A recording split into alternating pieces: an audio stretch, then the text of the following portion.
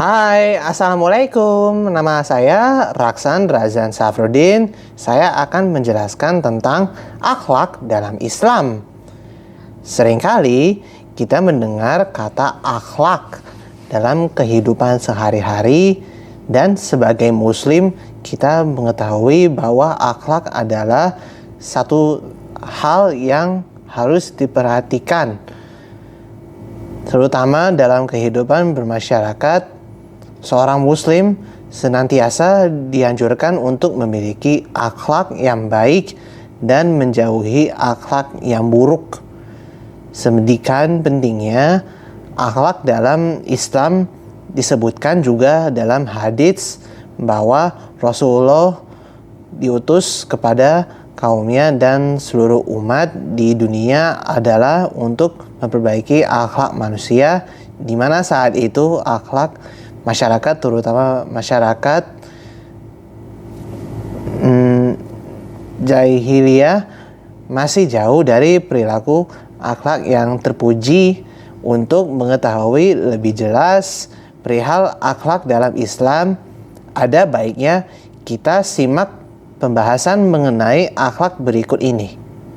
Makna akhlak. Disebutkan bahwa akhlak adalah buat dari keimanan dan keistiqomahan seseorang dalam menjalankan ibadah. Untuk memahami pengertian akhlak secara menyeluruh, ada dua cara yang perlu ditempuh. Pertama, dilihat dari segi bahasa etimologi, dan kedua dilihat dari segi istilah terminologi. Secara bahasa etimologi, kata akhlak secara bahasa berasal dari bahasa Arab al-khuluq, yang diartikan sebagai perangkai, tabiat, budi, pekerti, dan sifat seseorang. Jadi akhlak seseorang diartikan sebagai budi pekerti yang dimiliki oleh seseorang terkait dengan sifat-sifat yang ada pada dirinya. Secara istilah terminologi, kata akhlak menurut istilah khususnya dalam Islam diartikan sebagai sifat atau perangai seseorang yang telah melekat dan bisanya akan tercermin dari perilaku orang tersebut. Seseorang yang memiliki sifat baik biasanya akan memiliki perangai atau akhlak yang baik. Juga dan sebaliknya, seseorang yang memiliki perangai yang tidak baik cenderung memiliki akhlak yang tercela. Nah, ini ada macam-macam akhlak dan contohnya.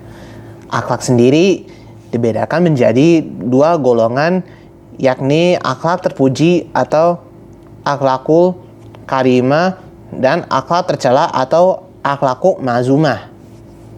Yang pertama, akhlak terpuji atau al-akul mahumah atau karimah.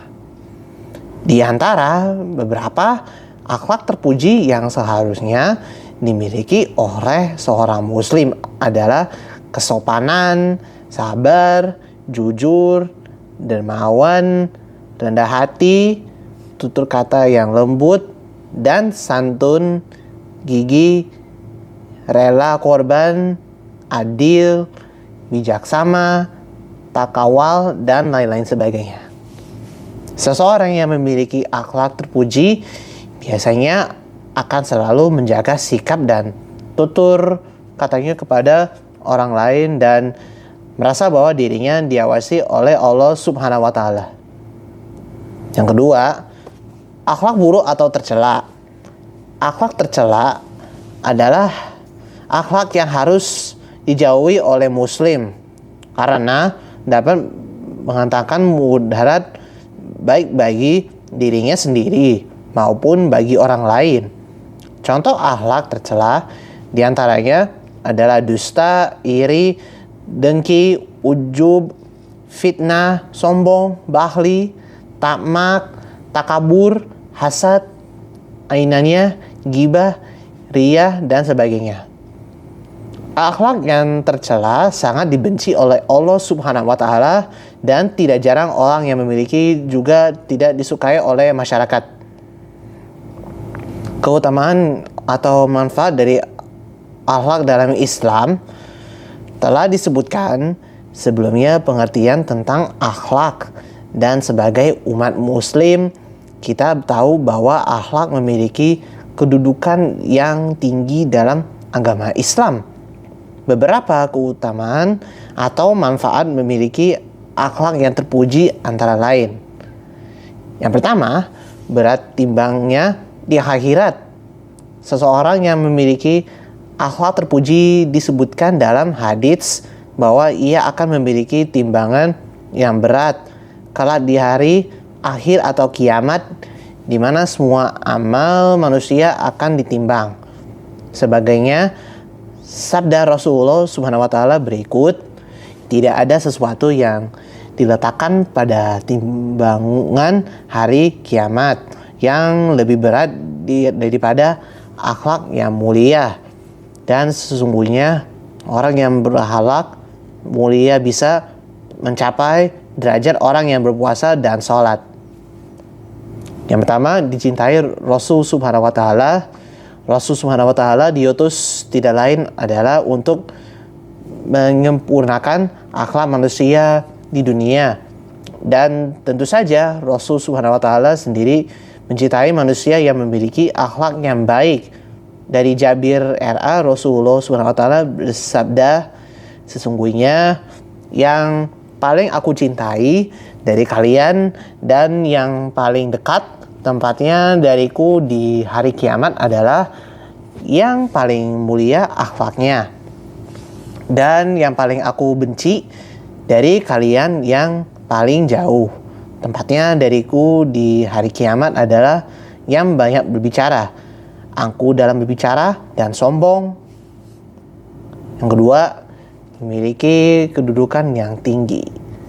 Dalam suatu hadits disebutkan bahwa seseorang yang memiliki akhlak yang budi pekerti yang mulia memiliki kedudukan yang tinggi di akhirat kelak. Rasul Subhanahu wa taala bersabda, tidak ada kemelaratan yang lebih parah dari kebodohan, dan tidak ada harta yang lebih bermanfaat dari kesempurnaan akal.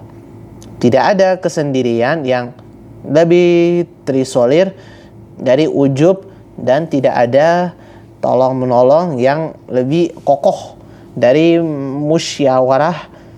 Tidak ada kesempurnaan akal memiliki perencanaan yang baik dan matang, dan tidak ada kedudukan yang lebih tinggi dari akhlak yang luhur.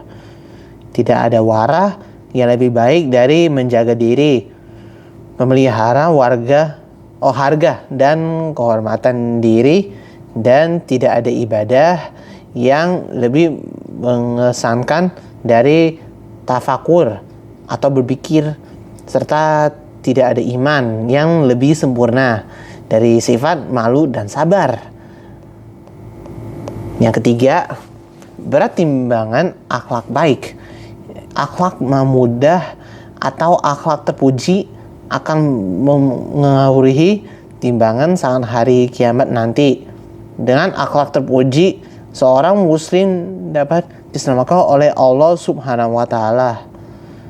Tidak ada sesuatu amalan yang jika diletakkan dalam timbangan lebih berat dari akhlak yang mulia. Sesungguhnya orang yang berakhlak mulia bisa menggapai derajat orang yang rajin puasa dan rajin sholat. Yang keempat, yang terakhir, dijamin rumah di surga. Memiliki akhlak yang mulia sangat penting bagi seorang muslim, dan keutamaan memiliki akhlak mulia sangatlah besar.